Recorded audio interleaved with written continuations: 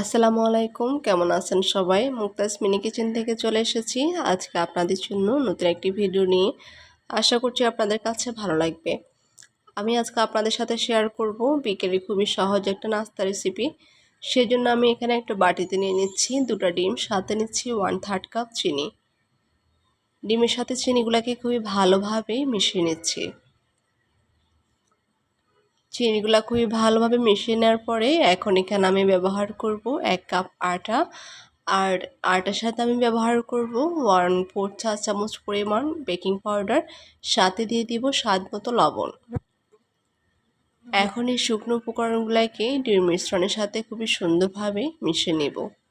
আজকে আমি যে পিঠাটা তৈরি করব সেজন্য কিন্তু এই ডোটাকে খুব বেশি শক্ত করব না, কতটুকু নরম রাখবো সেটা দেখার জন্য কিন্তু আপনারা পুরো ভিডিওটা দেখতে হবে।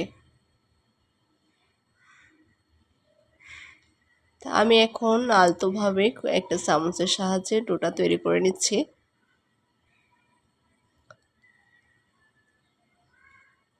ডোটা কিন্তু ঠিক এরকমই হবে, আপনারা দেখে বুঝতে পারছেন। এখন যখন এই অবস্থা আমি ডোটা তৈরি করা হয়ে গেছে, তো আমি এগুলাকে 5 থেকে 7 মিনিট পর্যন্ত একটু রেস্টে রেখে দিব, তারপর আবারও চলে আসবো।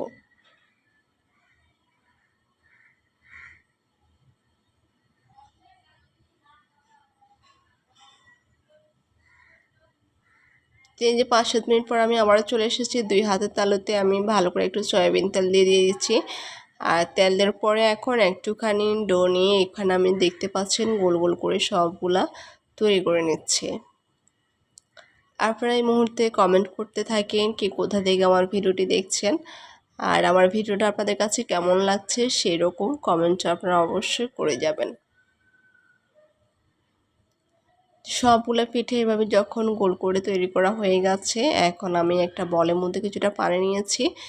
আর পানির মধ্যে এখন এখান থেকে যে গোলাগুলা করেছি সেগুলা একটু চুবিয়ে তারপর আমি তেলের মধ্যে দিয়ে দিব, অর্থাৎ গড়িয়ে নিব তেলের মধ্যে।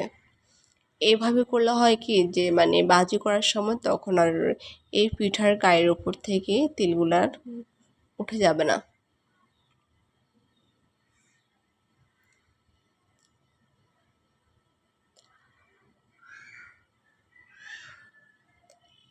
তো সবগুলো পিঠা আমি এভাবে তৈরি করে নিয়েছি।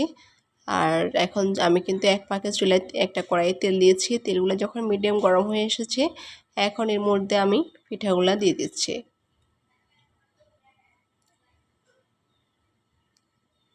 সব কিছু মিলিয়ে ভিডিওটি আজকে আপনাদের কেমন লেগেছে আপনারা সবাই অবশ্যই কমেন্ট করে জানাবেন আমাকে।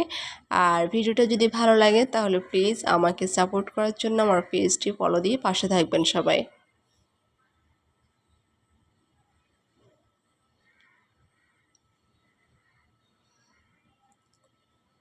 তো এই যে দেখতে পাচ্ছেন উল্টে পাল্টে আমি এখন পিঠাগুলো তুলে নিব। ভিডিওটা আজকে আমি এখানে শেষ করে দেব। দেখা হবে আবার আপনাদের সাথে নতুন কোনো পর্বে। ততক্ষণ পর্যন্ত আপনারা সবাই ভালো থাকবেন, সুস্থ থাকবেন। আল্লাহ হাফেজ।